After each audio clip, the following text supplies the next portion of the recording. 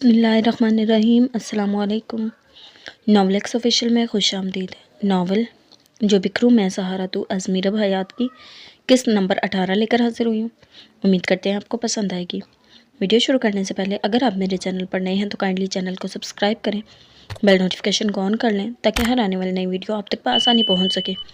تو چلتے ہیں ویڈیو کی جانب۔ وہ ایک عارضی سا تعلق تھا، میری روح کی دھجیاں اڑا گیا۔ ارباز الوی کے کمرے سے نکلنے کے بعد وہ اپنے لیے مختص قید خانے میں جانے کے بجائے چپکے سے حویلی کے پچھلے احاطے میں آ گئی۔ تھکاوٹ بھری چال چلتی سامیہ درختوں کے جھنڈ کی طرف نصف جھولے میں جا بیٹھی۔ سیاہ ہوتی رات میں ہی اس کے اندر ہر طرف سناٹے گونج رہے تھے۔ آنسو تو پہلے ہی آنکھوں سے گرتے ہوئے گالوں پر پھسل رہے تھے۔ اس پر مزید بدلتا موسم اس کے زخموں میں آگ لگانے کو تیار ہو رہا تھا۔ اپنے وجود سے ٹکراتی ٹھنڈی ہوا کو محسوس کرتی وہ جانے کتنی دیر وہیں بیٹھی رہی۔ رات کی سیاہی نے ایک نظر اس کے اطراف میں پھیلی اداسی اور تنہائی کو دیکھا تو وہ خود بھی اداس ہونے لگی۔ سامیہ کی سوچیں اس پل منتشر ہو رہی تھیں۔ دل زخم زخم ہوتا روح کو بے چین کر رہا تھا۔ ہولے ہولے ہوا کی رفتار میں اضافہ ہونے لگا تو کیاری میں لگے پودوں میں سرسرائیٹ سی ہونے لگی۔ آسمان پر کب بادلوں نے آنکھ مچولی کھیلنا شروع کی، اس سے کچھ خبر نہ ہو سکی۔ ہوش تو تب آیا جب زوردار آواز میں بادل گرجے۔ سامیہ کو یوں لگا جیسے انہوں نے اس کی تکلیف پر بین کیے ہوں۔ اپنی بھیگی بھیگی پلکیں اٹھا کر اس نے ایک نظر سیاہ آسمان کی طرف دیکھا جس کی سیاہی آج نارنجی ہو رہی تھی۔ سامیہ کا دل ڈوب کر ابھرا۔ چند دن پہلے وہ بھی تو ایک ایسی ہی رات تھی جب اس سنگ دل نے وہ دل دہلوز انکشاف کیا تھا جس نے ان دونوں کے محور بدل دیے تھے۔ جانتی ہو میں کون ہوں؟ زمان احمد کی سرسراتی ہوئی سرد آواز اس کے سماعتوں میں زندہ ہونے لگی۔ ٹپ ٹپ ٹپ۔ اس کے دیکھتے ہی دیکھتے ہلکی ہلکی بوندا باندی تیز بارش میں بدل گئی۔ پودوں پر جمی گرد اچانک سے دھلنے لگی، مگر سامیہ کو اپنے وجود پر جمی گرد مزید گہری ہوتی محسوس ہوئی۔ چند پلوں میں ہی بارش کی تیز بہجار نے اس کے وجود کو بھگو ڈالا، مگر وہ اپنی جگہ سے ایک انچ نہ ہلی۔ نہیں، میں نہیں جانتی کہ آپ کون ہیں۔ میں صرف اتنا جانتی ہوں کہ میرا پور آپ کا ہے زمان، میری روح میرا دل آپ کا ہے۔ مجھ سے یوں بے رخی مت برتیں پلیز۔ جھولے پر بیٹھی سامیہ گیلی ہوتی گھاس کی گھورتی اپنے آس پاس اپنے ہی لفظ کی گونج سن رہی تھی۔ آسمان سے برستی بارش آج پھر اسے بھگوئے دے رہی تھی، لیکن افسوس میں تمہارا نہیں رہا سامیہ۔ تو پھر کیا فرق پڑتا ہے تم میری رہو یا نہ رہو؟ اس کی بھیگی آنکھوں میں آنکھیں ڈالتے ہوئے بڑی شفقت سے کہہ رہا تھا۔ اس کی باتیں یاد کرتی سامیہ اپنا سر پیچھے کی جانب کرتے ہوئے لیٹ گئی۔ ٹانگیں انہوں جھولے سے لٹک رہی تھیں۔ تیز ہوا اور بارش کی سنگ سامیہ کے وجود کے وزن کے باعث جھولا بہت آہستگی سے ہل رہا تھا۔ سامیہ آنکھیں نیچے اپنے چہرے اور وجود پر گرتے بارش کے ان قطروں کو محسوس کر رہی تھی جو شاید اب کبھی بھی اس کے اندر کی آگ کو ٹھنڈا کر کے اس کی جلن کو کم نہیں کر سکتے تھے۔ جاننا نہیں چاہتی ہوں میں کون ہوں؟ ایک بار پھر اس کا وہی سوال۔ سامیہ نے اپنی دکھتی آنکھوں سے اس کا جذبات سے آری بارش کی پانی میں بھیگا چہرہ دیکھا۔ اگر آپ میرے نہیں ہیں تو پھر کیا فرق پڑتا ہے، آپ کوئی بھی ہوں؟ اپنے آنسو روکنے کی کوشش کرتی ہوئی سامیہ نے بھی سخت جواب دیا۔ فرق پڑتا ہے اور پڑے گا سامیہ الوی۔ نہ صرف تمہیں بلکہ تمہارے پورے خاندان کو فرق پڑے گا۔ اس کے بازو اپنی مٹھیوں میں دبوچتے ہوئے وہ غرایا۔ اس کا لہجہ، اس کا انداز، اس کے لفظوں کے نشتر سامیہ کے روح کو اس پل چیر رہے تھے۔ کیا چاہتے ہیں آپ مجھ سے؟ اس کی گلیشیئر بنی آنکھوں میں جھانکتے ہوئے سامیہ نے بے بسی سے پوچھا تھا۔ الویز کی بربادی، تم سب کی بربادی چاہتا ہوں میں۔ اس کے بازو ایک جھٹکے سے چھوڑتا وہ اطمینان سے گویا ہوا۔ بارش کا شور اس کی آواز میں چھپی کرواہٹ چھپانے سے قاصر ہو رہا تھا۔ سامیہ اس کی بات پر ہولے سے ہنسی، پھر تعصب بھرے انداز میں اپنا سر دائیں بائیں ہلایا۔ میں آپ کے لیے تم کب سے ہو گئی زمان؟ آپ اور میں تو ہم تھے نا؟ پوچھتے ہوئے اس کی بھیگی آواز میں درد تھا۔ میں تم سے کوئی جذباتی بحث نہیں چاہتا سامیہ، اس لیے یہ ایموشنل ڈائیلاگز مت بولو، کوئی فائدہ نہیں ہوگا۔ اس کی طرف سے رخ موڑ کر کہتے ہوئے زمان نے سنگ دلی کی انتہا کر ڈالی۔ سامیہ نے دل کی دہائیوں پر اس سمے لعنت بھیجتے ہوئے بڑی مشکل سے خود کو مضبوط کیا۔ تو ٹھیک ہے، آپ ٹو دی پوائنٹ بات کر لیں، بتائیں کون ہیں آپ؟ میرے چاچو کے ہزاروں دشمن میں سے ایک، رائٹ؟ اس کے سامنے آتے ہوئے سنجیدگی سے پوچھ رہی تھی۔ سردی کے باعث اب اس پر ہلکی ہلکی کپ کپی طاری ہونے لگی تھی۔ اس کے سوال پر وہ ہولے سے ہنسا، ایک زہر خند ہنسی۔ نہیں، میں تمہارے چاچو کے ہزاروں گناہوں میں سے ایک کا منہ بولتا ثبوت ہوں۔ چٹاخ! کسی نے سامیہ کے منہ پر جیسے تھپڑ دے مارا ہو، آسمان پر برستے بادل ایک دوسرے سے ٹکرا کر گرجتے اس پر جیسے زمان کی بات کی تصدیق کر رہے تھے۔ سامیہ کو اپنی ساری بے حسی بارش کے ساتھ بہتی نظر آئی۔ اسے یقین ہو رہا تھا کہ وہ زندگی بھر اب کبھی اس شخص کو بھلا نہیں پائے گی۔ نہیں، اس کا سر بے ساختہ نفی میں ہلا تھا۔ ہاں سامیہ اولوی، ہاں، جس شخص کی جائز اولاد سے بچ کر تم گھر سے بھاگی تھی، میں اسی شخص کی ناجائز اولاد ہوں۔ سرد لہجے میں بولتا وہ سامیہ کو ساکت کر گیا تھا۔ نفرت ہے نہ تمہیں گناہ سے؟ دیکھو مجھے، میں تو تمہارے پیارے چاچو کے گناہ کا ڈھیر ہوں۔ میرے جسم کا ایک ایک عضو گناہ ہے، میرا پور قابل نفرت ہے۔ دیکھو مجھے سامیہ، دیکھو۔ وہ بول نہیں رہا تھا، دھاڑ رہا تھا۔ سامیہ کو اس پل اس کی بھاری آواز بھیگی ہوئی درد سے چوڑ لگی تھی۔ نہیں، میرے چاچو ایسے نہیں ہیں۔ وہ نفی میں سر ہلاتے ہوئے ایک بار پھر رو پڑی۔ تمہارے چاچو، اسی لیے تو بھیج رہا ہوں تمہیں۔ جا کر پوچھنا اپنے چاچو سے کہ 23 سال پہلے بیوی کے ہوتے ہوئے بھی انہوں نے کتنی معصوم لڑکیوں کی عزت کا جنازہ نکالا تھا۔ بتا دیں گے تمہیں کہ اس وقت ان کے ہتھے میری معصوم ماں ہی چڑھی تھی۔ وہ لڑکی جس کی عمر گڑیوں سے کھیلنے کی تھی، وہ لڑکی جس کی آنکھیں اتنی معصوم تھی کہ ان آنکھوں نے تب اپنے لیے کسی شہزادے کے کچے خواب بھی نہیں دیکھے تھے، اور وہی لڑکی پہلے ان کی بربریت کی بھینٹ چڑھی اور پھر وہ ان کے گناہ کو ڈھونڈتے مر گئی۔ سامیہ اولوی، مگر پتہ نہیں کیسے میں بچ گیا۔ 7 ماہ بعد ہی میں نے اس دنیا میں آنکھ کھولی، اور میری ماں، وہ شاید میری پیدائش کی شرمندگی سے ہی مر گئی تھی۔ میری ماں کا قاتل ہے وہ شخص، میری شخصیت میں موجود ہر خلا کا ذمہ دار ہے وہ شخص، اور اب تم جا کر اسے اس حقیقت سے باخبر کرو گی سامیہ، تم بتاؤ گی۔ ایک ایک لفظ پر زور دے کر بولتے ہوئے اس نے آخر میں سامیہ کی بچی کچی سانسیں بھی کھینچ لی تھی۔ کیا مطلب؟ میں کہاں جا رہی ہوں؟ سامیہ نے ہوش میں آتے ہوئے پوچھا۔ زمان نے ایک نظر اس کے بھیگے حواس بھاگتا چہرے کی جانب دیکھا، پھر خود پر ضبط کرتے ہوئے بے حسی سے گویا ہوا۔ اپنے گھر والوں کے پاس، اپنے پیارے چاچو کے پاس۔ اس کے جواب پر سامیہ نے بے یقینی سے اپنے سر نفی میں ہلایا۔ آج وہ شخص اس کے دل پر وار کیے جا رہا تھا۔ لیکن اس سب میں میرا کیا قصور ہے زمان؟ بارش کے شور میں پوچھتے ہوئے سامیہ کی آواز خود بھی بھیگ گئی تھی۔ بارش کے ساتھ چلتی تیز ہوا کے سنگ درخت کے پتوں نے شور مچایا تو سامیہ نے گھبرا کر اپنی بند آنکھیں کھولی۔ تجھ کو اے شخص کبھی زست کی تنہائی میں یاد آئیں گے ہم اجلت میں گنوائے ہوئے لوگ۔ بارش کی رفتار میں کوئی فرق نہیں آیا تھا، اس لیے ایک دم آنکھیں کھولنے کے باعث آسمان سے برستی بارش اس کی آنکھوں میں گھستے ہوئے اسے پھر سے آنکھیں بند کرنے پر مجبور کر گئی۔ اس رات کو سوچتے ہوئے اسے کچھ خبر نہ تھی کہ کتنے ہی آنسو اس کی آنکھوں سے بہتے بارش کے پانی میں شامل ہو گئے۔ اپنے سن ہوتے وجود کو سنبھالتی وہ اٹھ بیٹھی۔ کمر اس پل تختہ ہو رہی تھی۔ وہ جھولے سے اتری اور آہستہ آہستہ بھیگی گھاس پر چلنے لگی۔ لان میں بھرا بارش کا پانی اس کے ٹخنوں کو چھو رہا تھا۔ چھوٹے چھوٹے قدم اٹھاتی وہ اس حبس زدہ اندھیرے کمرے میں آ گئی جو پچھلے چند دنوں سے اس کی پناہ گاہ تھا۔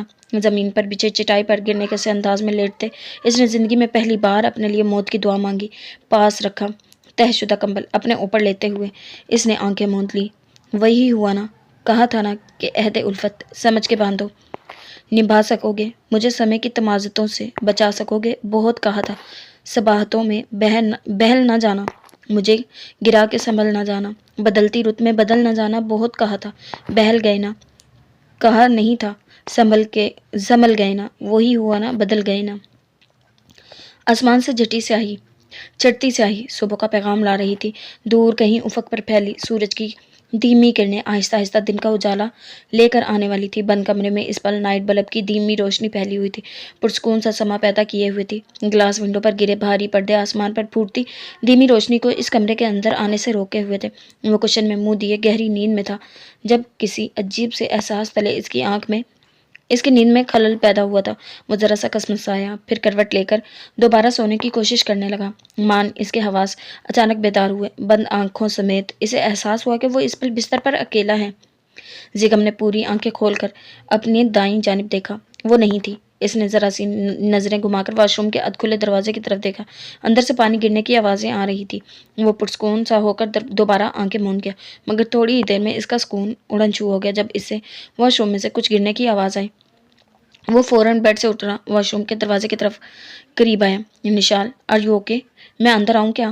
واش روم کے باہر کھڑا وہ فکر مندی سے پوچھ رہا تھا۔ اس کی آواز سن کر وہ اندر واش بیسن پر جھک کر اپنا سانس بحال کرتی نشال ذرا سا سیدھی ہوئی اور 2-3 کلیاں کر کے واپس بیڈ روم میں آ گئی۔ واش روم کے پاس کھڑے زیغم نے جلدی سے ہانپتے ہوئے نشال کو اپنے مضبوط ہاتھ کا سہارا دیا۔ کیا ہوا ہے؟ طبیعت ٹھیک ہے تمہاری؟ اسے سہارا دیتے ہوئے زیغم نے پریشانی سے کہا۔ نشال نے آہستگی سے نفی میں گردن ہلائی، پھر دھیمی آواز میں اسے پچھلے چند دنوں سے بدلتی حالت اور 2 دن سے آتی ابکائیاں اور سر درد کے بارے میں بتا دیا۔ تم نے مجھے پہلے کیوں نہیں بتایا؟ خواہ مخواہ اتنی تکلیف برداشت کرتی رہی، 2 ٹائم میڈیسن لے لیتی نا تو یہ حال نہ ہو رہا ہوتا۔ اسے بیڈ پر بٹھاتے ہوئے تشویش زدہ لہجے میں بول رہا تھا۔ میری تو خود وامٹنگ سے جان جاتی ہے، مگر مجھے لگا شاید ویسے ہی نارملی ہو رہی ہیں تو۔ اس نے نگاہ چکاتے ہوئے کچھ جھجکتے ہوئے کہا، جبکہ اس کی بات کا مطلب سمجھے بغیر ہی وہ بول رہا تھا۔ وامٹنگز نارملی کب ہوتی ہیں محترمہ؟ فوڈ پوائزننگ ہو گئی ہے تمہیں؟ ایک تو کم کھاتی ہو، دوسرا بے وقت کھاتی ہو، لاپرواہی کی بھی کوئی حد ہوتی ہے۔ اگر آئندہ مجھے تم سے ایسی کوئی شکایت ہوئی تو تھپڑ مار کر تمہیں سیدھا کروں گا۔ سنجیدگی سے بولتے زیغم کی آواز میں خفگی کی آمیزش تھی۔ مجھے تھپڑ مارنے کا بہت شوق ہے آپ کو، لیکن میں آپ کا تھپڑ برداشت نہیں کروں گی، کیونکہ آپ کی قیدی نہیں، بیوی ہوں میں۔ نشال نے اسے ستانے کو اس کی پوری بات میں سے اپنے مطلب کا لفظ منتخب کیا تھا۔ زیغم نے سنجیدہ نگاہوں سے اس کا چہرہ دیکھا، جس پر سجی غلافی آنکھوں میں چمکتی شرارت عیاں تھی۔ جس بیوی کا دل اس کے شوہر کی مٹھی میں ہو، وہ بیوی بھی تو قیدی ہی ہوتی ہے مائی سویٹ ہارٹ۔ اس کی شرارت سمجھتے ہوئے زیغم نے قدرے نرم لہجے میں کہا۔ نشال نے اپنے لبوں پر امڑتی مسکراہٹ سرے سے چھپا لی۔ اگر قیدی یعنی بیوی شوہر کے دل کی مکین ہو تو اسے تھپڑ سے نہیں، پیار سے سمجھایا جاتا ہے ایس پی صاحب۔ اس کی مغرور ناک کو اپنی انگلی سے چھیڑتے ہوئے وہ دھیمے لہجے میں بولی۔ زیغم ہولے سے مسکرا دیا۔ بہت سمجھدار ہو گئی ہو، مگر افسوس کہ میری پیار والی زبان تم سمجھتی نہیں ہو۔ کہتے ہوئے زیغم نے بھی اس کے انداز میں ہی اس کے ناک میں چمکتی لونگ کو چھوا۔ نشال ایک پل کو مسکرائی، پھر کچھ کہنے کو منہ کھولا ہی تھا کہ جب اسے خاموش رہنے کا اشارہ کرتا وہ اسے مزید کوئی بات سنے بغیر کمرے سے باہر نکل گیا۔ فریزر سے دودھ نکال کر گرم کیا، پھر گلاس میں اڈیل کر وہ 5 منٹ کے اندر ہی واپس بیڈ روم میں آ گیا۔ باقی باتیں بعد میں، پہلے اسے پیو۔ اپنے ہاتھ میں پکڑا دودھ کا گلاس اس کے لبوں کے قریب کرتے ہوئے زیغم نے نرمی سے کہا، نہیں پلیز، منہ بسوڑ کر کہتی ہوئی نشال نے فوراً اپنے ہاتھ سے گلاس پرے کیا۔ مجھے نہیں پینا یہ صبح صبح۔ اس کے چہرے پر پھیلے سخت تاثرات دیکھتی نشال نے فوراً صفائی دینے والے انداز میں کہا، تو کیا اب تمہیں یہ پلانے کے لیے اس صبح کو شام میں بدلوں میں؟ وہ بڑی سنجیدگی سے ایک غیر سنجیدہ بات کر رہا تھا۔ میں نے کب کہا کہ اگر شام ہوتی تو میں یہ دودھ پی لیتی؟ اور ویسے بھی یہ صبح شام کا آنا جانا قدرت کے کام ہے، آپ کے بس کی بات نہیں ہے۔ نشال نے اسے چڑھانے والے انداز میں کہا تھا۔ وہ اس کے سنجیدہ رویے کے باوجود شرارتی پن دکھا رہی تھی۔ اس کا یہ روپ شادی سے پہلے والی نشال جیسا تھا۔ زیغم نرم نگاہوں سے اس کی جانب دیکھ رہا تھا۔ صبح کو شام کرنا تو واقعی میرے بس میں نہیں، مگر صبح ہو یا شام تمہیں یہ دودھ پلانا میرے بس میں ضرور ہے۔ غیر لچک انداز میں کہتے ہوئے زیغم نے گلاس دوبارہ اس کے لبوں سے لگانا چاہا۔ زیغم نہیں، دل نہیں چاہ رہا۔ اس بار اپنا چہرہ پیچھے کرتے ہوئے نشال نے انکار کیا۔ زیغم نے اس بار اسے تنبیہ نگاہوں سے گھورا تھا۔ نشال بند کرو یہ مستیاں اور پیو اسے، سختی سے کہتے ہوئے زیغم نے زبردستی گلاس اس کے لبوں سے لگا دیا۔ اسے پیچھے ہونا چاہا تو زیغم نے اپنا دوسرا ہاتھ اس کی پشت پر رکھ دیا۔ چلو پیو، شاباش۔ اس کے انکار کو خاطر میں نہ لاتے ہوئے اب وہ نرمی سے کہہ رہا تھا۔ وہ چپ چاپ دودھ کا گھونٹ گھونٹ حلق سے نیچے اتارنے لگی۔ بس اور نہیں پیا جا رہا۔ جب گلاس میں آخری 2 گھونٹ رہ گئے تو نشال نے منہ پھیر لیا۔ زیغم اسے گھور کر رہ گیا۔ بہت تنگ کرنے لگی ہو تم۔ ہاتھ میں موجود گلاس بیڈ سائڈ ٹیبل پر رکھتے ہوئے قدرے سنجیدگی سے کہہ رہا تھا۔ آپ کیوں تنگ ہوتے ہیں؟ مت ہوا کریں میری وجہ سے تنگ۔ اطمینان سے کندھے اچکاتے ہوئے نشال نے کہا، اور اس کے پاس سے اٹھ گئی۔ زیغم نے سرد سے اس کی کلائی تھام لی۔ نشال کا دل بے اختیار دھڑکا۔ اس نے پلٹ کر زیغم کی طرف دیکھا جو لب آپس میں پیوست کیے سنجیدہ نگاہوں سے اس کو دیکھ رہا تھا۔ جب بیوی دل کے مکین ہو تو اس کی خاطر تنگ ہونا پڑتا ہے زندگی۔ اسی کے انداز میں اس کی بات اسے لوٹاتا، حقیقتاً اس کے یقین کو مان بخشتا کہ وہ اس کے دل کی مکین ہے۔ وہ نرمی سے اپنی بات کر گیا تھا۔ نشال کا دل اس کے واضح اظہار پر دھڑک اٹھا۔ وہ اپنی براؤن آنکھوں میں ہلکی سی چمک لیے اس کی جانب دیکھ رہا تھا، پھر اپنے ہاتھ میں مقید اس کی کلائی کو ہلکا سا جھٹکا دے کر اس نے نشال کو اپنے پاس بیڈ پر گرا لیا۔ نشال کی دھڑکنیں اس کے اظہار پر خوشی سے سرشار ہوتی رقص کرنے لگی۔ زیغم تھوڑا سا اس کی طرف جھکا۔ نشال کا دل اس کی عنایتوں پر بحال ہوا۔ اب وہ بڑی نرمی سے اس کے رخساروں کو اپنی شہادت کی انگلی سے چھو رہا تھا اور بنا پلکیں جھپکائے اپنے قریب جو کہ زیغم کے ہلتے لبوں کو دیکھ رہی تھی۔ اپنا خیال رکھا کرو، میرے لیے، ہمارے لیے، کیونکہ مجھے زندگی بھر تمہارے ساتھ جینا ہے نشال۔ یہ لاپرواہیاں اب ختم کر دو میری جان۔ مجھے تمہاری یہ بے وقوفیاں تکلیف دیتی ہیں جن کی وجہ سے تم خود کو نقصان پہنچا رہی ہو۔ تمہیں یہ بات سمجھنی چاہیے کہ تمہیں تکلیف دینے کا حق بھی صرف میرا ہے۔ سمجھ رہی ہو نا؟ ٹھہر ٹھہر کر مگر بڑی سنجیدگی سے بولتا وہ اسے پاگل کر رہا تھا۔ لہجہ جس قدر نرم تھا، آنکھوں میں اس کے برعکس اتنی ہی سختی تھی۔ زیغم کی آنکھیں بتا رہی تھی کہ وہ اس کے لیے کس قدر شدت آمیز جذبات رکھتا ہے۔ زیغم کی آنکھیں بتا رہی تھی کہ وہ اس کے لیے کس قدر شدت آمیز جذبات رکھتا ہے۔ نشال کی جان ہوا ہونے لگی۔ بولو، اس کی تھوڑی اپنے ہاتھ کی انگلی سے ذرا سی اونچی کرتے ہوئے وہ کہہ رہا تھا۔ ہاں ہاں سمجھ گئی، وہ بمشکل بول پائی۔ گڈ گرل کہتے ہوئے وہ ہولے سے مسکرایا، پھر مزید جھکا اور اپنے بےقرار لبوں سے اس کی پیشانی کو چوم لیا۔ نشال کا دھڑکتا دل ایک پل کو رک کر شدت سے دھڑک رہا تھا۔ جب جب وہ اس کے قریب آتا تھا، نشال کو اس کے انداز باور کروا دیا کرتے تھے کہ زیغم اجلال کی محبت اس کی نفرت سے زیادہ شدت ہے۔ شاید اسی لیے، ہاں اسی لیے وہ خود بھی اپنی محبت کے سامنے گھٹنے ٹیک چکا تھا۔ وہ بنا پلکیں جھپکائے یوں ہی بیڈ پر لیٹی زیغم کی طرف دیکھ رہی تھی، جو اب گلاس ونڈو سے پردے ہٹا رہا تھا۔ اس کی پیشانی پر ہنوز بینڈیج ہوئی تھی، وہ کل چینج کروا کر آیا تھا۔ مراقبے سے باہر آ جاؤ مسز، اٹھو اور میرے لیے ناشتہ بناؤ، مجھے آفس جانا ہے۔ اسے اپنی طرف دیکھتا پا کر سنجیدگی سے کھویا ہوا نشال گڑبڑا کر نگاہوں کا رخ بدل گئی، پھر دوپٹہ ٹھیک سے شانوں پر پھیلاتے ہوئے بیڈ سے اتری۔ یہ آپ کے سٹیچز کب کھلیں گے؟ نشال نے آہستگی سے سوال کیا۔ یار ابھی 2-3 دن ہی تو ہوئے ہیں، کھل جائیں گے 4-5 دن میں۔ It's all okay. زیغم نے لاپرواہی سے جواب دیا، پھر چینج کرنے کے لیے ڈریسنگ روم کی طرف بڑھا۔ مان زیغم کو اس کی طبیعت کا خیال آیا۔ اس نے پلٹ کر بیڈ روم کے دروازے کی طرف بڑھتی نشال کو پکارا۔ نشال! اس کی پکار پر نشال کے پلٹ کر اس کی جانب دیکھا۔ اس کی شکل اس کی بدحواسی کا پتہ دے رہی تھی۔ زیغم کو ہنسی آئی مگر وہ دبا گئی۔ مجھے یاد آیا کہ آج میں اور زمان ساتھ ہی آفس میں ناشتہ کرنے والے ہیں، سو تم رہنے دو، میں آفس میں ہی ناشتہ کروں گا، تم ریسٹ کر لو۔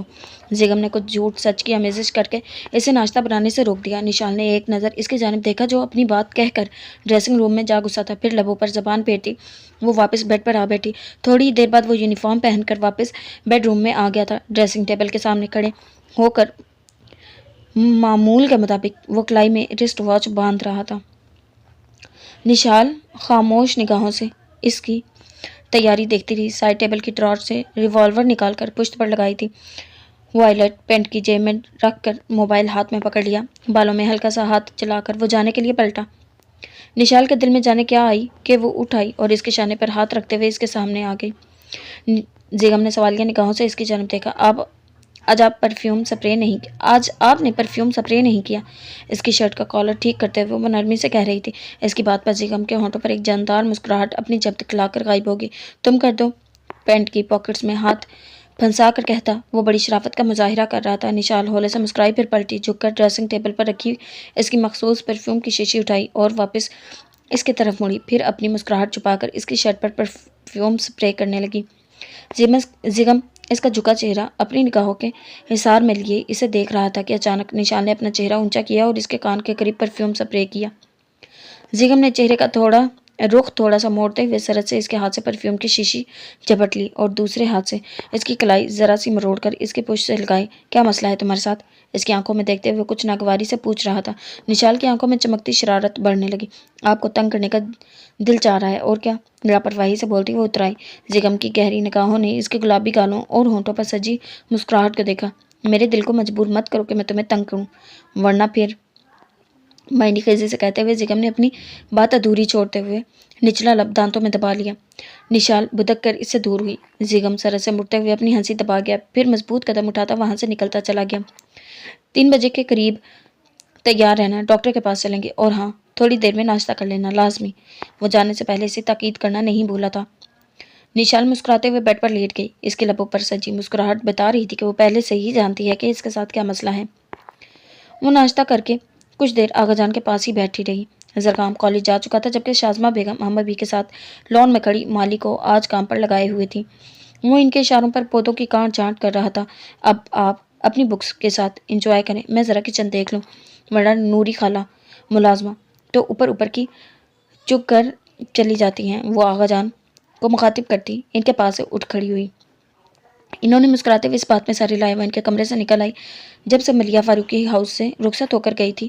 قریباً روزانہ ہی پورے گھر کا طاہرانہ جائزہ لینے کے ساتھ ساتھ ملازموں کے سر پر کھڑے ہو کر صفائی کروا دیا کرتی تھی۔ اس کے یوں گھریلو امور میں حصہ لینے پر شازمہ نے سختی سے اسے ایک دو بار ٹوکا بھی تھا، مگر نرمی سے مسکرا کر ان کی بات کو نظر انداز کر دیا کرتی تھی۔ اب بھی وہ سیدھا کچن میں چلی آئی۔ ملازمہ برتن دھو کر اب سلیب صاف کر رہی تھی۔ مشال نے ایک جانچتی نگاہ سلیب کے اوپر دیوار میں نصب کیبنٹس پر ڈالی۔ ان کو بھی صاف کر دیں پلیز، دیکھیں کتنی ڈسٹ جمی ہوئی ہے۔ کیبنٹ کی لکڑی کو انگلیوں سے چھو کر اس نے ملازمہ کی نظروں کے سامنے کیا تھا۔ ملازمہ نے کھا جانے والی نگاہوں سے اسے گوریا جس نے پچھلے ایک ہفتے سے اس کی شامت بلا رکھی تھی، مگر مشال اس کی طرف متوجہ نہیں تھی، بلکہ اب تنقیدی نظروں سے آئیلینڈ کا جائزہ لے رہی تھی۔ یہ برنت تو صاف کریں، میرا خیال ہے آپ ڈیلی صرف ایک بار ہی صاف کرتی ہیں، دن میں کم سے کم 3 بار اسے صاف کیا کریں۔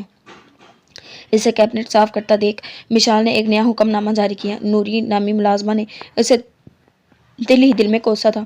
اور یہ ریفریجریٹر، اس کو بھی کھول کر پلیز جائزہ لے لیا کریں، کوئی بھی لیکوڈ پروڈکٹ گرے تو اسے فوراً صاف کر دیا کریں، ورنہ جم جاتا ہے، پھر بعد میں صفائی کرنے میں پرابلم ہوتی ہے۔ فریج سے پانی کی بوتل نکال کر منہ سے لگاتے ہوئے مشال نے سنجیدگی سے کہا۔ اس کی اردو میں آدھی انگلش ملی بات سنتی ملازمہ نے ہاتھ میں پکڑا کپڑا آئیلینڈ پر پٹکا جس سے وہ برنر صاف کر رہی تھی۔ بیگم صاحبہ، آپ کو اتنا ہی مسئلہ ہے تو جی تسی خود ہی کر لیا کرو، میں نے اور بھی کم کرنے ہوتے ہیں۔ بڑی بیگم صاحبہ کو تو میرے ہاتھ کی ہوئی صفائی بڑی پسند ہے، میرا نہیں یقین تے جا کے ان سے پوچھ لوں۔ یہ تہاڈی بڑی مہربانی، مجھ غریب تے رحم کرو، میں سویرے کی لگی ہوئی ہوں، اور ہمت نہیں آپ دے آرڈر پورے کرن دی۔ وہ پنجابی اور اردو کا بری طرح مکسچر بنا کر بولتی مشال کو ہونک کر گئی تھی۔ وہ تو اس کی فر چلتی زبان پر حیران ہوئی جس کے لہجے میں واضح بیزاریت اور تکاوٹ گلی ہوئی تھی۔ ارے آپ غصہ کیوں کر رہی ہیں؟ اگر آپ کو نہیں کرنا تو کوئی بات نہیں، آپ جائیں، میں خود کر لیں۔ اس کے موڈ کے پیش نظر مشال نے نرمی سے کہا۔ وہ لندن جیسے سیلف ڈیپینڈنٹ ملک سے آئی تھی، اسی لیے ملازمہ کے احتجاج پر اس نے کوئی خاص رد عمل نہیں دکھایا۔ ملازمہ کے جاتے ہی وہ دوپٹہ سائیڈ پر رکھ کر کام میں جٹ گئی۔ دوبارہ سے کیبنٹ صاف کیے، آئیلینڈ رگڑ کر چمکایا، سلیب پر رکھی فالتو چیزیں ٹھکانے لگا کر اس نے فریج کو بھی اندر باہر سے صاف کیا۔ کچن میں ایک طرف رکھی چیئرز اور ٹیبلز، اوون، کورز، نیز اس نے کچن کا فرش تک چمکا ڈالا۔ ہاں البتہ اس مہم میں وہ خود اب صفائی والی ماسی لگ رہی تھی۔ آخر میں وہ فرش پر وائپر لگا رہی تھی جب شازمہ بیگم وہاں آئی تھی۔ چم کرتے کچن کو دیکھ کر ایک پل کو ان کے دل نے ماسی بنی مشال کو سراہا، پھر اگلے ہی پل انہیں ملازمہ کی غیر موجودگی کا خیال آیا۔ کچھ ہی دیر میں زرغام بھی واپس آنے والا تھا، اور اگر وہ اسے اس حال میں وہاں دیکھ لیتا تو یقیناً ماں سے ناراض ہو جاتا۔ مشال، انہوں نے اپنے کام میں لگی مشال کو پکارا۔ اس نے پلٹ کر ان کی جانب دیکھا۔ شازمہ بیگم کی سخت نظر اس کے سفید گلابی گال کے سیاہ نشان پر پڑی تو ان کی نظر ایک پل کو نرم پڑی۔ اس کے بے ریا چہرے کی معصومیت نے ایک پل کو ان کے پتھر دل پر ضرب سے لگائی تھی۔ تم یہ سب کیوں کر رہی ہو؟ یہ کام تمہارے کرنے کے نہیں ہیں، اور وہ نوری کہاں ہے؟ نوری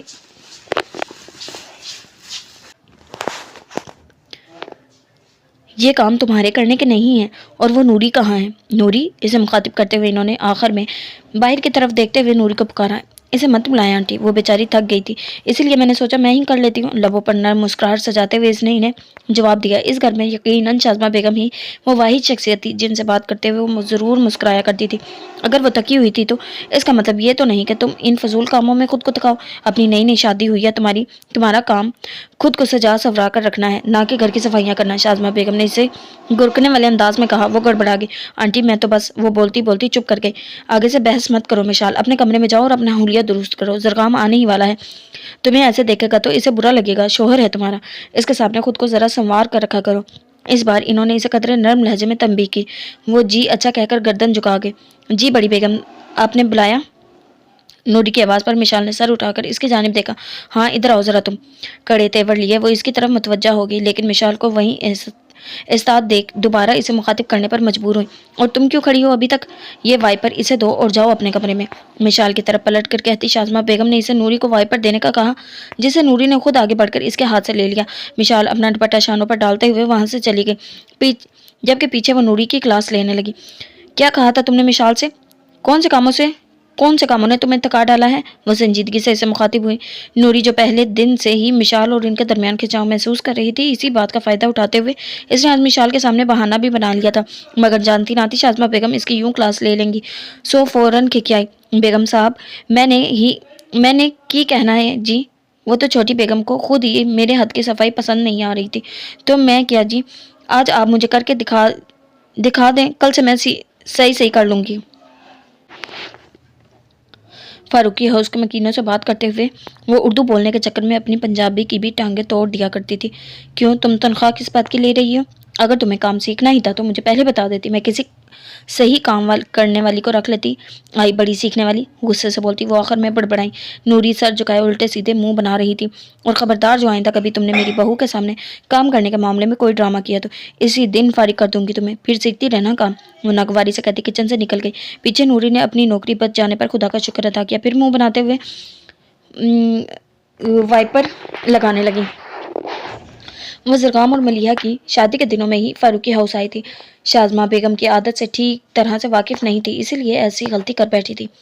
تجھے کیوں چھوڑا اس نے؟ چھوڑن دی وجہ نہیں بتائی؟ اسے خلاؤ میں گھوٹا پا کر اس کی ماں نے پوچھا۔ وہ کافی دیر سے اس کے پاس بیٹھی ہوئی تھی، مگر وہ ان کی موجودگی سے بے بہرا بس یہاں وہاں دیکھ رہی تھی۔ اس کے سوال پر چونک کر ان کی طرف متوجہ ہوئی، کیونکہ اسے مجھ سے نفرت ہو گئی تھی۔ انہیں جواب دیتے وہ پھیکی ہنسی سامیہ کی ماں کو اس کی اجڑی حالت دیکھ کر تکلیف ہوئی تھی۔ اس سے جتنی مرضی ناراضگی سے ہی، مگر وہ اس کی ماں تھی، اس کے لا تعلقی برت سکتی تھی۔ کی مطلب نفرت سے پہلے محبت بھی کرتا تھا کیا؟ وہ حویلی کی اونچی دیواروں میں رہنے والی سادہ عورت بڑا گہرا سوال کر گئی تھی۔ سامیہ کے دل پر ہاتھ پڑا۔ اس نے اپنی ویران آنکھوں سے اپنی ماں کی طرف دیکھا، جو اسے اپنے لیے فکر مند نظر آ رہی تھی۔ محبت، ایسی ویسی محبت؟ اماں، وہ تو مجھ سے عشق کرتا تھا، پتہ نہیں پھر کیسے اتنا پتھر ہو گیا، اتنا بے حس کے مجھے مرنے کے لیے یہاں چھوڑ گیا۔ کہتے کہتے وہ رو پڑی، جانے کیوں اس شخص کی ہر بات یاد کرتے ہوئے اس کی آنکھ بھر آیا کرتی تھی۔ اس کی بات سنتی اس کی ماں نے ایک پل کو اس کی بے عقلی پر افسوس کیا، پھر اگلے ہی پل گویا ہی اری کیوں نہیں پتا؟ تو نہیں تو بتایا کہ ارباز سے ناراض ہے وہ، ہو سکتا ہے اسی وجہ سے تجھے چھٹ گیا ہوں۔ اس کی ماں نے اپنی طرف سے عقل مندی کا مظاہرہ کیا تھا۔ ان کے جواب پر وہ اب کی بار روتے روتے ہنسی۔ میری بولی اماں، تو نہیں سمجھو گی، وہ ناراض ہوتا تو مجھے کبھی نہ چھوڑتا۔ وہ چاچو سے نفرت کرتا ہے، نفرت اتنی کہیں سے مجھ سے بھی نفرت ہو گئی۔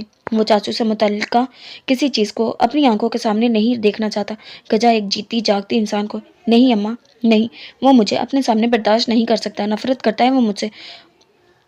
بولتے ہوئے وہ اذیت محسوس کرتی پھوٹ پھوٹ کر رو پڑی۔ اس سے بڑھ کر اذیت کا مقام بھلا کیا تھا کہ اس کے دل کا مکین اس سے نفرت کرتا تھا۔ اس کی ماں نے نرمی سے اپنے سینے سے لگا لیا۔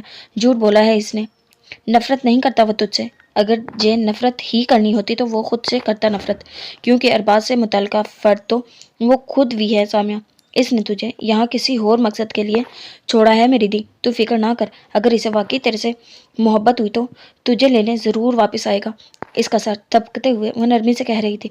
روتی ہوئی سامیہ کی سسکیوں میں اضافہ ہونے لگا۔ اگر تم سے اس سے بات کرنا چاہتی ہو تو یہ لے موبائل، ابھی تیرے بھائی حویلی نہیں ہے، ان کے آنے سے پہلے اس سے بات کر لے، تیرا شوہر ہے، ہو سکتا ہے اس کا غصہ اب تک ٹھنڈا ہو گیا ہو۔ ہے میری دی، لے پکڑ موبائل تے چھیتی کر لے گل، میں تھوڑی دیر بعد آ کر یہ لے جاؤں گی۔ اس کی طرف اپنا موبائل بڑھاتے ہوئے اس کی ماں نے دھیمی آواز میں کہا۔ سامیہ نے ایک پل کو بھیگی آنکھوں سے اپنی ماں کے ہاتھ سے موجود موبائل کو دیکھا، پھر جلدی سے پکڑ لیا۔ ٹھیک ہے، وہ گال صاف کرتے ہوئے اس نے اس بات میں سر ہلایا تو اس کی ماں اس کے سر پر ہاتھ رکھتے ہوئے وہاں سے چلی گئی۔ اس نے جلدی سے اٹھ کر کمرے کا دروازہ بند کیا۔ اس نے ایک نظر ہاتھ میں موجود موبائل کو دیکھا، اگلے ہی پل اس کی انگلیوں نے کچھ سوچ بچار کے بعد ایک نمبر ڈائل کیا۔ بیل جانے لگی۔ وہ زیر لب نمبر درست ہونے کی دعا کر رہی تھی، یقیناً اس نے زبان کا نمبر ڈائل نہیں کیا تھا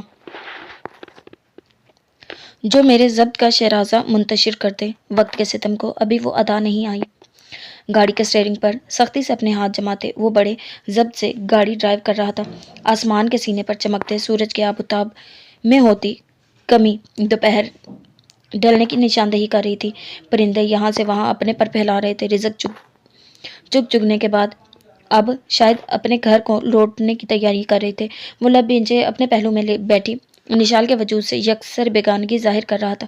عام حالات ہوتے تو شاید وہ اس کے چہرے پر چھائی سختی بھانپ لیتی، مگر فی الوقت جس خبر کی تصدیق ڈاکٹر نے کی تھی، اس کے بعد وہ اتنی خوش تھی کہ زیگم کی آنکھوں میں اترتی بے چینی دیکھ نہیں پائی تھی، جبکہ اس کی ذات سے بے نیازی برتنے کے باوجود بھی زیگم اس کے لبوں پر بار بار اپنی جھپت دکھلا کر غائب ہوتی شرمگین مسکراہٹ سے انجان نہیں تھا، اور یہی وہ مسکراہٹ تھی جسے چھیننے کا سوچ کر ہی اس کا دل کٹ رہا تھا۔ اس کی آنکھوں کے سامنے تھوڑی دیر پہلے کا منظر گھوم گیا تھا، جب وہ نشال کے ساتھ ڈاکٹر فائزہ کے سامنے بیٹھا ہوا تھا۔ اس ڈاکٹرنی کے الفاظ اس کے دماغ میں کسی ہتھوڑے کی طرح ضربے لگا رہے تھے۔ Congratulations mister Zaigham, your wife is expecting. لبوں پر پیشہ ورانہ مسکراہٹ سجائے وہ اسے مبارکباد دے رہی تھی۔ زیگم نے اسی وقت نشال کی جانب دیکھا، جس کے لبوں پر آئی مسکراہٹ بتا رہی تھی کہ وہ پہلے سے ہی اس خبر سے آگاہ ہے۔ اس پل زیگم کو نشال کا اترانا، اس کا شرارتی انداز یاد آیا تھا جو چند دنوں سے اپنائے ہوئے تھے۔ اس کی طرف سے نگاہ ہٹا کر زیگم نے ڈاکٹرنی کی جانب دیکھا، پھر نرمی سے مسکرایا۔ تھینک یو میم کہتے ہوئے بڑی مشکل سے زیگم نے لہجے میں نرمی کا آنسر پیدا کیا۔ پھر اس ڈاکٹرنی سے اسے نشال سے متعلق چند ہدایات دی تھی، جنہیں زیگم نے مکمل توجہ سے سنا، اور پھر نشال کو اپنے بازو کے حلقے میں لے کر وہ کلینک سے باہر نکل آیا۔ زیگم دیکھ کر پلیز۔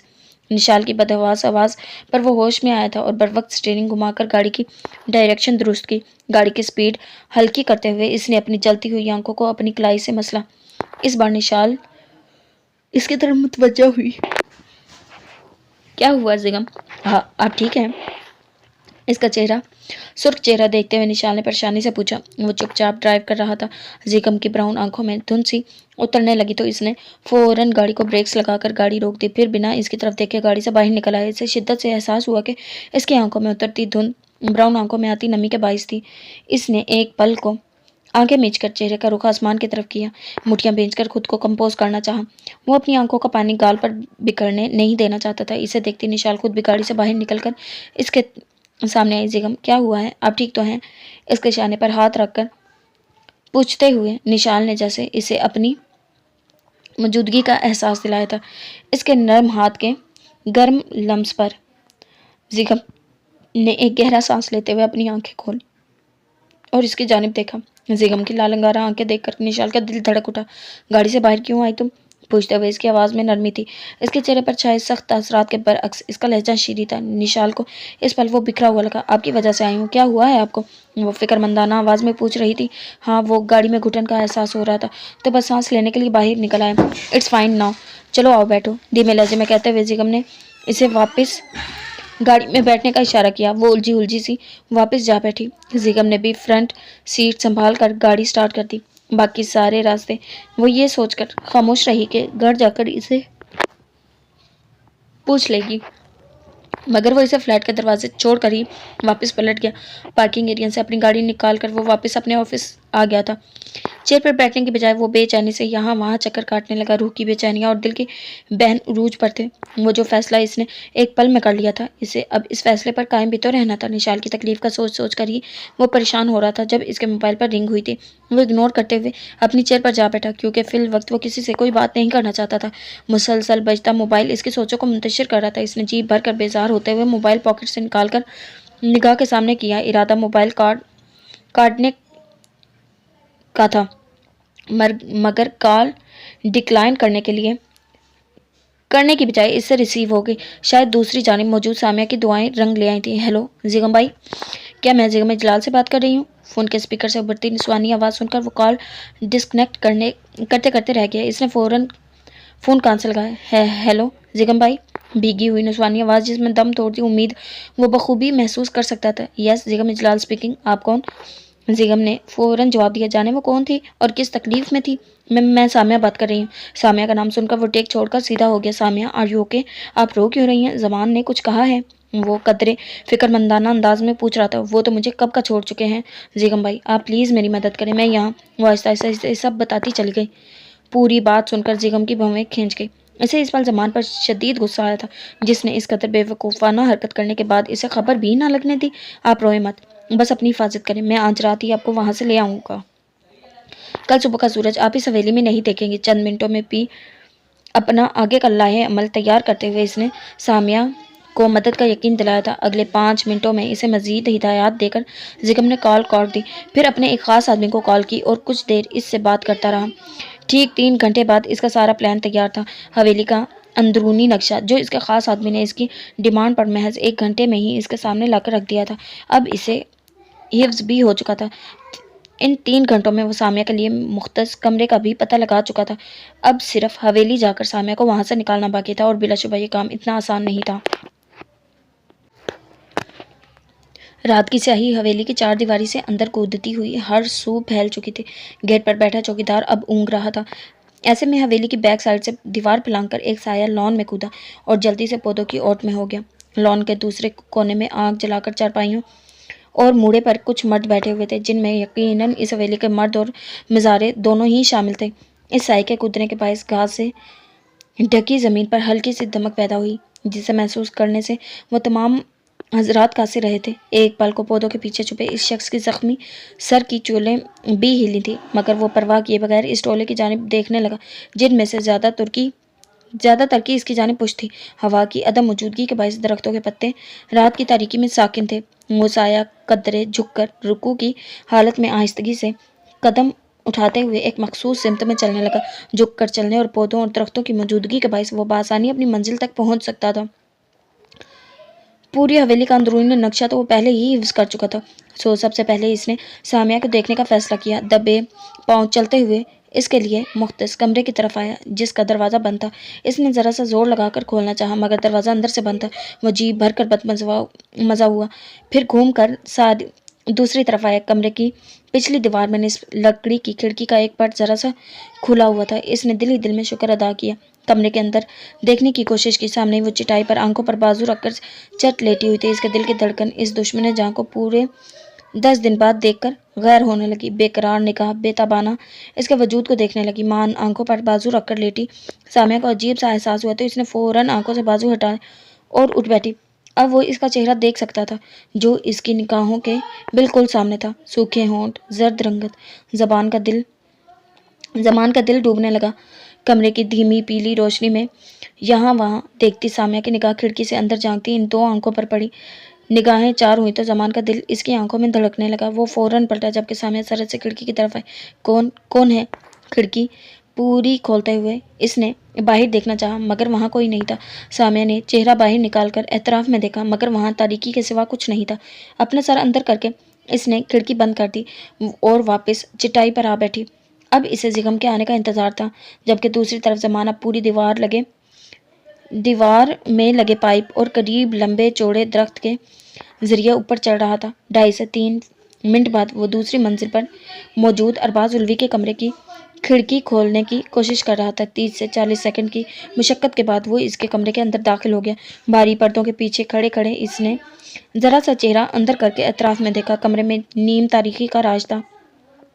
बेड पर लेटे वजूद के हल्के खराटे इस वजूद की गहरी नींद में होने की निशानदेही कर रहे थे। जमान पर्दों की ओट से बाहर निकला और पहले दरवाजे की तरफ बढ़ा। दरवाज़ा अच्छे से लॉक होने का यकीन करके पलटा और बेड की तरफ आया। इसके स्याह आंखों में इस पल नफरत और गज़ब की चिंगारियां फूट रही थी। वो इसके करीब गया था, एक परफेक्ट पोजीशन ली और सोते में इसका दम घुटने लगा। जी तो जनाब, ये थी हमारी आज की एपिसोड। कल मिलते हैं एक नई एपिसोड के साथ। अल्लाह हाफिज़।